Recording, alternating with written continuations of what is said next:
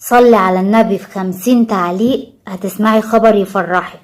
لو ما كتبتيش ال50 تعليق اعرفي ان ابليس هو اللي منعك. هنصلي النهاردة 50 ركعة بنية اننا نطلع كلنا الاوائل على الثانوية العامة، كلنا الاول، كلنا. ابعتي الرسالة دي ل60 واحدة والا هتموتي لازقة في الحيطة زي البرص. افتحي المصحف على اي صفحة، لو طلعتلك آية عن الجنة هتسمعي خبر حلو، لو طلعتلك آية عن النار هتسمعي خبر اسود. هتموتي الساعة 10 العصر، خدي بالك. حاجات من دي كتير بقى، تعالوا نعرف الحاجات دي صح ولا غلط. السلام عليكم ورحمة الله وبركاته، واهلا بكم في قناة كنزي لايف واي. طبعا جميع العلماء قالوا ان الكلام اللي بالطريقة دي بيعتبر من الشرك بالله عز وجل، لان ربنا وحده هو المجيب، مش الرسالة ام 50 شير ولا ال500 تعليق اللي هتكتبيهم. دي ناس بتتاجر بيكم علشان يكبروا جروباتهم وصفحاتهم، بيلعبوا على حتة المشاعر الإيمانية اللي جواكم تجاه ربنا عز وجل. فتعمل ايه علشان تلم تفاعل وتكبر الجروب وتزود سعر الإعلانات اللي فيه؟ نستفز المشاعر الإيمانية دي ونخلي كل واحدة تكتب 10 تعليق ونوهمها ان امنيتها مش هتتحقق الا بكده، والغلبانة يا عيني مصدقة وتقعد تحرت في الكيبورد وتكتب ال500 تعليق، وممكن كمان حسابها يتحظر، ولا امنية بتتحقق ولا بيحصل لها حاجة، واللي ربنا كاتبه هو اللي بيحصل من غير التعليقات دي خالص. يعني الناس كانت عايشة ازاي قبل ما يخترعوا الانترنت وتعليقاته؟ الناس كانوا بيعلقوا فين علشان يحققوا امنياتهم؟ لا، وفي ابشع كمان من كده، اللي تدخل تقسملك بالله وتحلف 100 يمين انها عملت 1000 شير للرسالة وصحت من النوم لقت العريس بيخبط على الباب، او ما كانتش بتخلف وبعد ما كتبت 50 تعليق صحيت لقت نفسها في الشهر التاسع، وتحلف حلفان يعني تتهدله جبال من الكذب على الله. وانتشرت قوي بقى حكاية الحلفانات دي، يعني بشوفها في 99% من الجروبات تقريبا. واحدة تنزل صورة فيها 4 موبايلات ايفون وتكتب اقسم بالله اللي هتكتب 50 تعليق من غير ما حد يقاطعها هتكسب الايفونات دي كلها.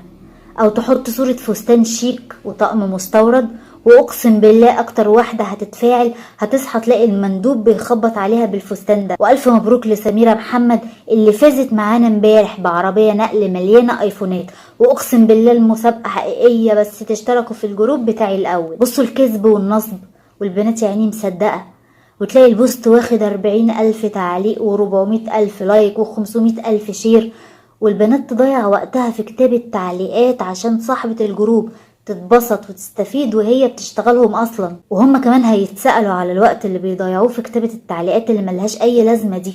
ده غير حساب صاحبة البوست بقى اللي حلفت بربنا كذب عشان شوية متابعين زيادة. اكتبي كده على الجوجل اليمين الغموس وشوفي دينك بيقول ايه عليه. اليمين الغموس يعني الحلفان الكذب.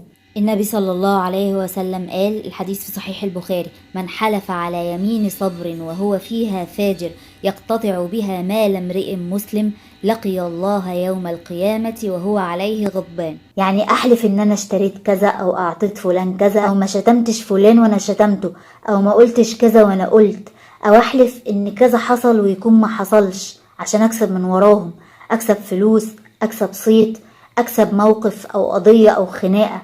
ده اسمه يمين غموس. يعني ايه غموس؟ يعني بيغمس صاحبته كده في جهنم والعياذ بالله. بص التشبيه، لما تجيبي لقمة كده وتغطسيها في الطبق، او اللي بيحلف كذب بيحصل فيه كده، بيتغطس في جهنم والعياذ بالله. هتتحمليها بجد؟ يعني مش همك؟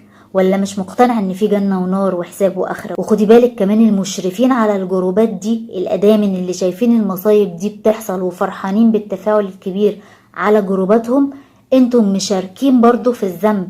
ما تقوليش ماليش دعوة صاحبة البوست هي المسؤولة، لا انتي كمان مسؤولة، لانك تملكي سلطة حذف البوست المليان كذب على الله ده، وتملكي سلطة طرد صاحبة البوست من الجروب، بس انتي سايباها عشان حولتلك 50 جنيه على فودافون كاش حق الاعلان اللي نزلته لها. 50 جنيه تبيعي اخرتك وتبيعي الجنة وتشتري النار ب50 جنيه. المصيبة كمان لما بدخل ساعتها اقول يا بنات اتقوا الله، بلاش تحلفوا بالله كذب، بيتعمل عليا بلاغات وبتحذر. انتوا متخيلين المصيبة اللي السوشيال ميديا بقت فيها؟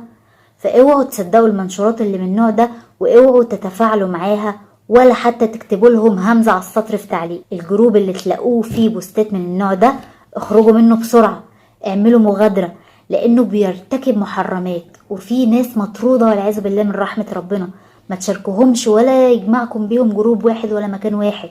يا ريت نحذر بناتنا وولادنا من المتاجرة بالقسم الكاذب. ولو عايزين فعلا نحميهم من عذاب الآخرة، اكيد بنات كتير ما تعرفش الاكاذيب دي وغلابة وطيبين ومصدقين اي حاجة بتتقال، فدورنا احنا اللي فهمنا وعرفنا اننا نوعيهم ونحذرهم من الوقوع في المصيبة الكبيرة دي او التواجد في الاماكن اللي بترتكب فيها الكبائر دي، عشان هيقلدوهم بعد كده وهيبقى عادي في حياتهم انهم يحلفوا بالله كذب علشان يلموا شوية متابعين او يكسبوا كام جنيه. والسلام عليكم ورحمة الله وبركاته. قناة كنزي لايف واي.